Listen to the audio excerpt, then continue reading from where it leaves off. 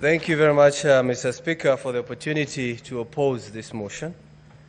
I stand to oppose, and I'll start from where I left by saying that children deserve the most honest and thoughtful answers.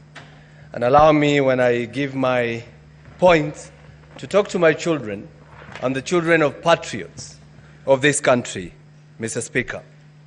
Mr. Speaker, cutting off the neck does not cure headache, Mr. Speaker. Mr. Speaker, it is one thing to condemn a healthy person and another to condemn someone who is sick or bedridden. Today, we are told the Deputy President fell ill and he requested for time for us to give him an opportunity so that we can hear him. But that opportunity was not granted because we're in a hurry, and yes, I think we are. I don't know to where. Mr. Speaker, this is an impeachment in absentia. And I believe, Mr. Speaker, without contradiction, that probably it is a flawed process, Mr. Speaker. And for some reason or at some point, I was not able even to know who we are impeaching. Is it the Deputy President or the Governor of Siaya, Mr. Speaker? Why am I saying that? Because our standing orders, Standing Order 81 and Standing Order 80, says when a governor should appear before us. And we saw a governor standing there, Mr. Speaker. So sometimes I was asking myself, maybe the governor impeached himself by just appearing to us, Mr. Speaker. And I want to tell you, Mr. Speaker, when you listen to Mr. Mutuse, the main witness, when we ask him questions, he was saying this is just a prima facie. I'm not a lawyer. I Googled, and it says, prima facie says on first sight. So we are impeaching the Deputy President on allegation of at first sight.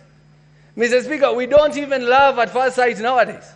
But we have made the process of impeaching a Deputy President so easy than kicking out a nagging boyfriend or a nagging girlfriend.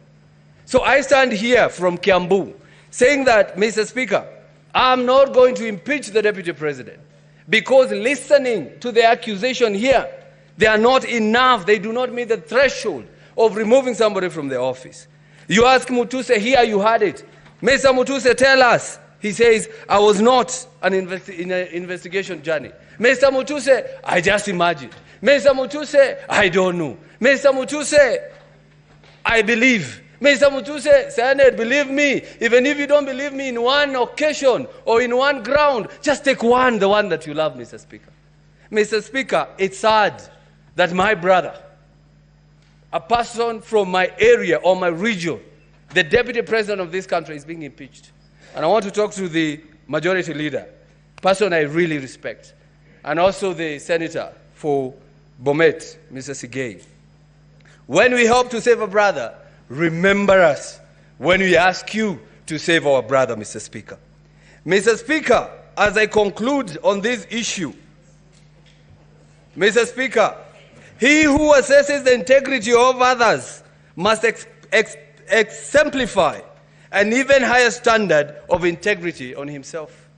I want to ask you members, please, as I go down to write your names or the sins on the ground, and I'm not calling myself Jesus, ask yourself, would you be the first one to throw the stone on the Deputy President?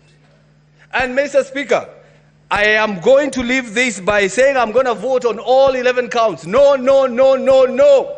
I'm going to vote no. And I'm going to leave you with one quote I've read from a member of parliament from Gatondo North, who has said, Mr. Speaker, and I read, the dog is not sick, it's just afraid, facing its last 2 hours of power forever, Mr. Speaker.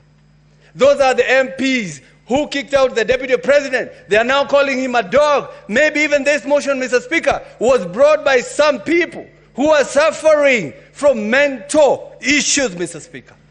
I'm going to say that because how do you call a Deputy President is a dog and he's not sick and he's only waiting to get out of power for 2 hours? I ask you, brothers, please do not play along the galleries. respect the Deputy President, respect the people of Murima, and I leave you with Exodus 19, verse 12. Mr. Speaker, we were told if you touch a widow, you die. It says if you touch the mountain, you die. I vote no. Senator Sifuna. Senator Edwin Sifuna.